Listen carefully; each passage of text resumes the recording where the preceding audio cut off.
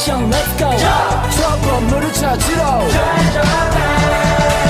Assalamualaikum warahmatullahi wabarakatuh.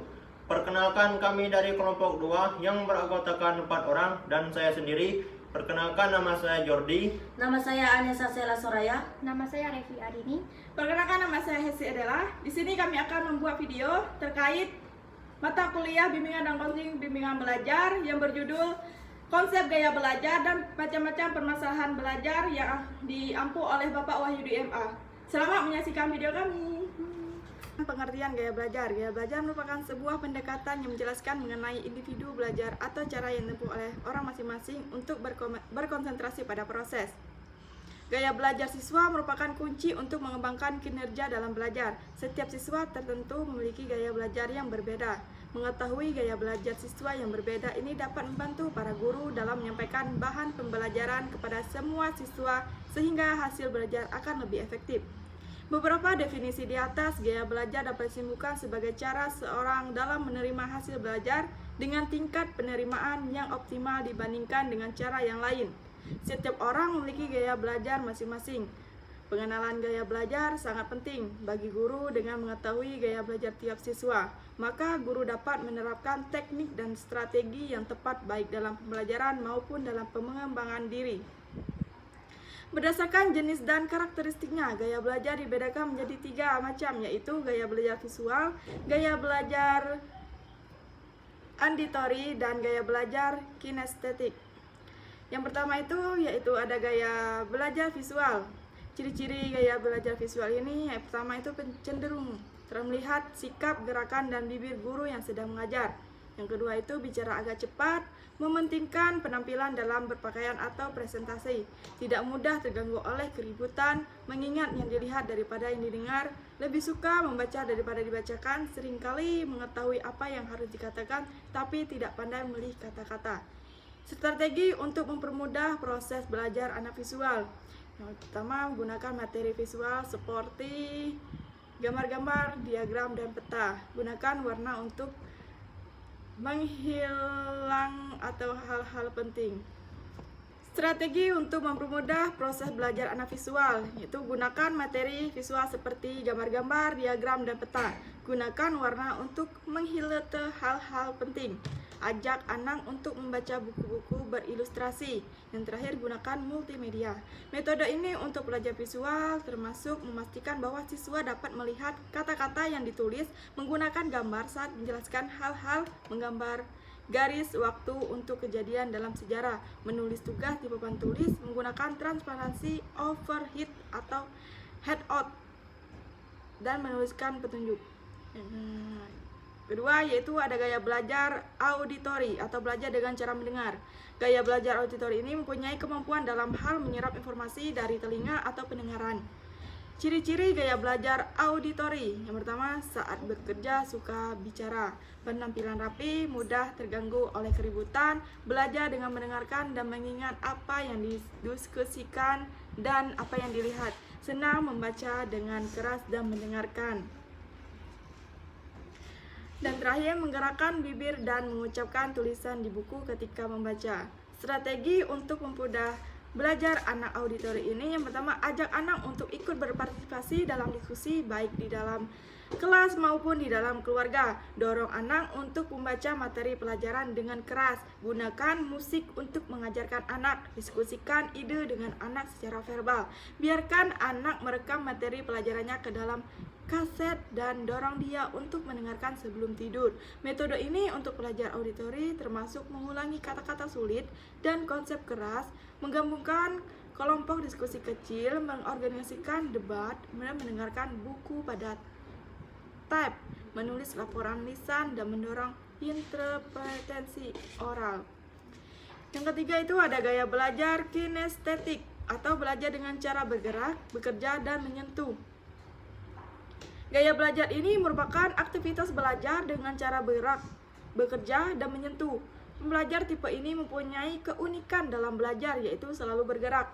Aktivitas pasca indera, diam, dan menyentuh. Pembelajar ini sulit untuk diam berjam-jam karena keinginan mereka untuk beraktivitas dan berekspresi sangatlah kuat. Ciri-ciri gaya belajar kinestetik ini, yang pertama itu berbicara perlahan, menghafal dengan cara berjalan dan melihat, menggunakan jari sebagai petunjuk membaca, merasa kesulitan untuk menulis tetapi hebat dalam bercerita, menyukai buku-buku dan mereka mencerminkan aksi dengan gerak saat membaca, menyukai permainan yang menyibukkan. Strategi untuk memudahkan proses belajar anak kinestetik. Pertama, jangan paksakan anak untuk belajar sampai berjam-jam. Ajak anak untuk sambil mengeksplorasi lingkungannya. Contohnya, ajak dia baca buku sambil menggunakan objek, sesungguhnya untuk belajar konsep baru. 3. Gunakan warna terang untuk melihat hal-hal penting dalam bacaan. Metode untuk peserta didik yang mempunyai gaya kinestetik adalah dengan menggunakan kegiatan-kegiatan percobaan, menempatkan proyek, menggunakan alat bantu visual dan benda-benda dalam pelajaran, menggunakan bermain peran. B. Faktor-faktor yang mempengaruhi gaya belajar siswa. Ada beberapa faktor yang mempengaruhi gaya belajar siswa, yaitu faktor internal dan faktor eksternal. Faktor internal yang terkait faktor jasmania, faktor psikologis, dan faktor kelelahan. Yang kedua, ada faktor eksternal. Faktor eksternal ini terkait faktor keluarga, faktor sekolah, dan faktor masyarakat. Poin C, pentingnya mengetahui gaya belajar siswa. Pertama, guru dengan mengetahui gaya belajar peserta didik, guru bisa memilih metode mengajar dan media pendidikan yang cocok bagi peserta didiknya. Dalam hal ini dituntun kreativitas guru dan memvariasikan metode belajar dan dalam hal pemilihan media pendidikan. Dengan demikian diharapkan perbedaan gaya belajar di antara peserta didik maupun diharapkan perbedaan gaya belajar di antara peserta didik mampu diakomodir dengan baik. Kedua, bagi orang tua dengan mengetahui gaya belajar anaknya memungkinkan bagi mereka untuk menyediakan fasilitas belajar yang sesuai dengan gaya belajar anak-anak mereka di rumah. Hal ini bisa dilakukan dengan menyediakan buku-buku serta gambar bagi anak dengan gaya belajar visual, menyediakan kaset-kaset dan pembelajaran dan sering berdiskusi dengan anak yang bergaya belajar auditori, dan menyediakan alat-alat praktek bagi anak berkecenderungan gaya belajar kinestetik. Ketiga, peserta didik dengan mengetahui gaya belajar sendiri, peserta didik bisa menciptakan suasana yang disenanginya untuk belajar. Apakah itu dengan menyetel musik, berdiskusi dengan teman atau orang tua, dan lain sebagainya. Dengan demikian diharapkan motivasi belajar peserta didik bisa meningkat. Kemudian D. Pengertian masalah belajar. Masalah belajar atau disebut juga dengan kesulitan belajar atau menurut istilah asing learning disorder dan learning difficulty merupakan kondisi yang tidak diharapkan oleh peserta didik. Akan tetapi pada kasus-kasus tertentu, karena peserta didik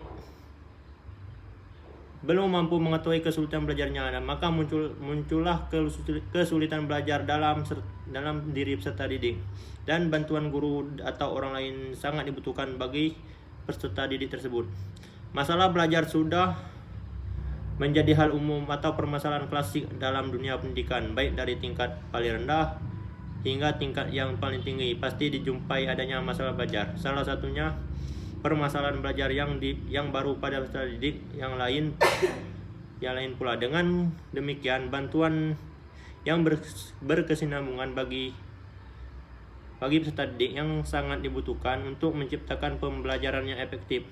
Karena bila kondisi tersebut tidak dilakukan, maka permasalahan belajar yang muncul atau semakin pertama banyak. Kesulitan belajar merupakan suatu keadaan yang dialami oleh individu selaku peserta didik yang tidak dapat melakukan kegiatan belajar secara efektif dikarenakan adanya suatu ancaman, hambatan, dan gangguan dalam belajarnya. Belajar merupakan kegiatan yang dinamis dan perlu diperhatikan adanya perubahan-perubahan yang terjadi pada peserta didik. Kondisi yang muncul dalam belajar akan mempengaruhi hasil belajar dari peserta didik. Kondisi yang dimaksud yaitu mencakup keadaan fisik dan emosi serta lingkungan di mana peserta didik tersebut berada. Kondisi tersebut juga dikelompokkan menjadi dua kaitannya dengan keadaan internal dan eksternal. Keadaan internal dalam peserta didik yaitu mencakup keadaan psikologis dan fisiologis.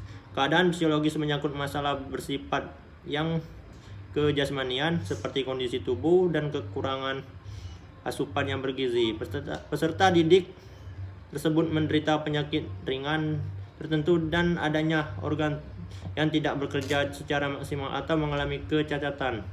Sedangkan kondisi eksternal merupakan keadaan yang kaitannya dengan hal yang berasal dari luar pribadi secara didik seperti lingkungan, suasana rumah, sekolah, ekonomi, budaya, dan lain-lain. Jenis-jenis masalah belajar.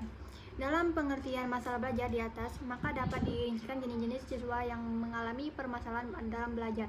Yang pertama yaitu siswa yang tidak mampu mencapai tujuan belajar atau hasil belajar.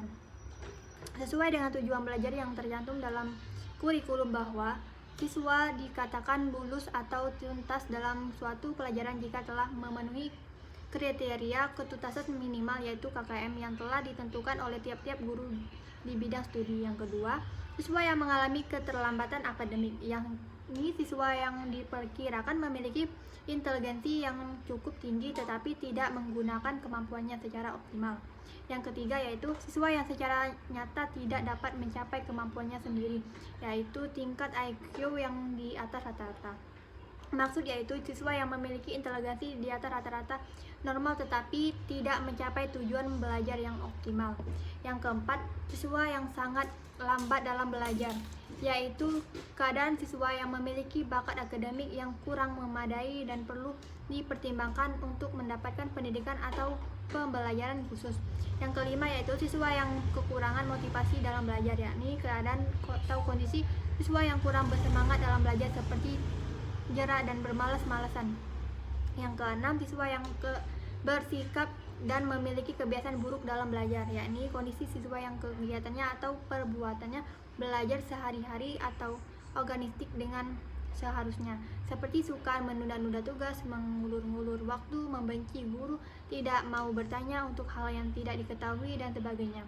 Yang ketujuh, siswa yang sering tidak mengikuti proses belajar mengajar di kelas, yaitu siswa yang sering tidak hadir atau menderita sakit dalam jangka waktu yang cukup lama sehingga kehilangan sebagai besar kegiatan belajarnya.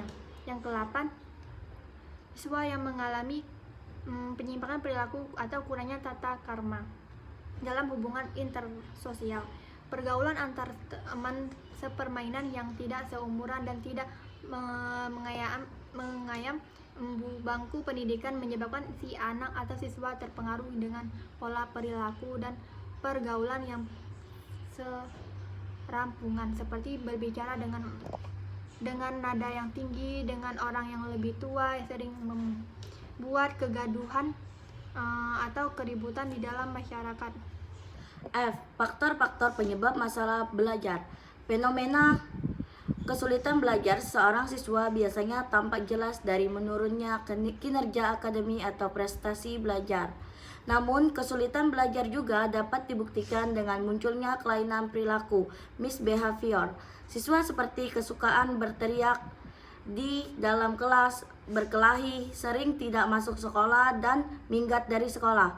Secara garis besar, faktor-faktor penyebab timbulnya masalah belajar terdiri dari dua macam, yaitu faktor internal siswa, yakni hal-hal atau keadaan-keadaan yang muncul dari dalam diri siswa itu sendiri. Dalam menunjang berhasilnya suatu proses belajar, terdapat beberapa hal pokok yang sangat berpengaruh terhadap proses belajar itu sendiri, yaitu sebagai berikut. Terdapat berbagai faktor internal dalam diri siswa, yaitu yang pertama, sikap terhadap belajar. Kedua, motivasi belajar. Ketiga, konsentrasi belajar. Keempat, kemampuan mengelola bahan ajar. Kelima, kemampuan menyimpan perolehan hasil ajar.